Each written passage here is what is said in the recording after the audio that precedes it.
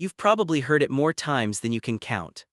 You're too sensitive, you're overreacting, you take things too personally. And after hearing it enough times, you start to believe it. You start questioning your reactions, your emotions, your instincts. You wonder if something is wrong with you if you feel too deeply, care too much, or react too strongly. But psychology tells a very different story. Today, we're talking about why you're not too sensitive and what your sensitivity actually says about how you learned to survive. Dear heart, this isn't about fixing you. It's about understanding you. And if this already feels familiar, take a moment to like this video. It helps this message reach someone else who may need it too. What too sensitive really means. Let's start by clearing something up. Being sensitive doesn't mean you're weak, it doesn't mean you're fragile, and it definitely doesn't mean you're irrational. From a psychological perspective, sensitivity often means you have a heightened awareness of emotional information. You notice tone shifts, facial expressions, energy in a room. You feel things deeply because your nervous system picks up more data. Think of it like this: some people experience the world in low resolution, sensitive people experience it in high definition. You're not imagining more, you're perceiving more. And sensitivity isn't a flaw, it's a trait. One that can be incredibly insightful when it's understood instead of shamed. Why sensitive people get labeled. So why do sensitive people get labeled as too much? Because sensitivity often exposes things others don't want to face. When you react emotionally, you reflect what's happening beneath the surface. And that makes people uncomfortable. It's easier to call you sensitive than to examine their behavior. It's easier to dismiss your feelings than to take accountability. So instead of saying, "I hurt you," they say, "You're overreacting." Instead of saying, "I don't know how to respond emotionally," they say, "You're too emotional." Calling you sensitive becomes a defense, not a diagnosis. And over time that message sticks. You begin to internalize the idea that your emotions are the problem. But they're not.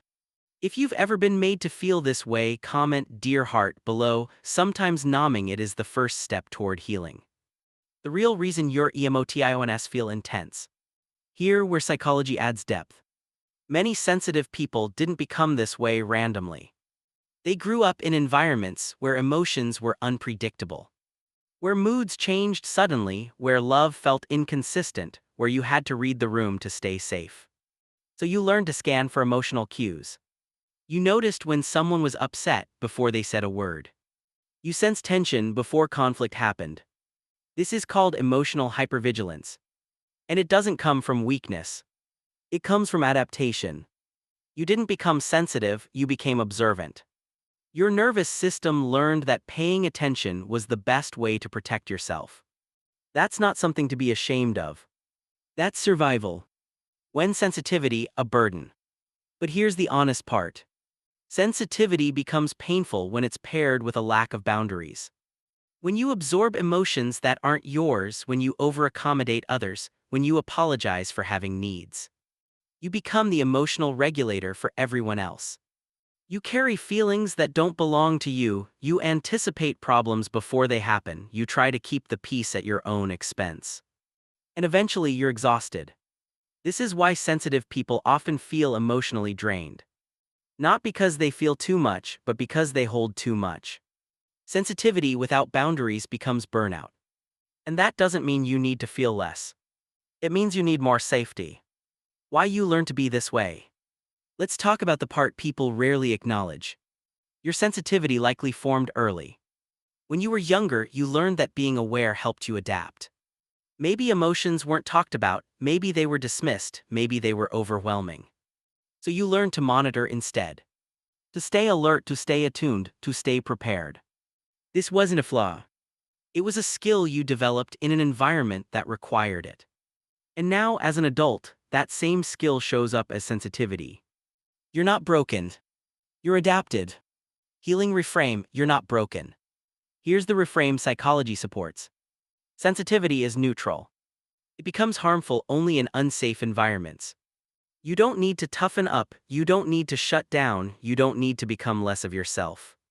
You need spaces where your emotions are met, not minimized. Where your reactions are explored, not dismissed. where you don't have to perform emotional strength to be respected.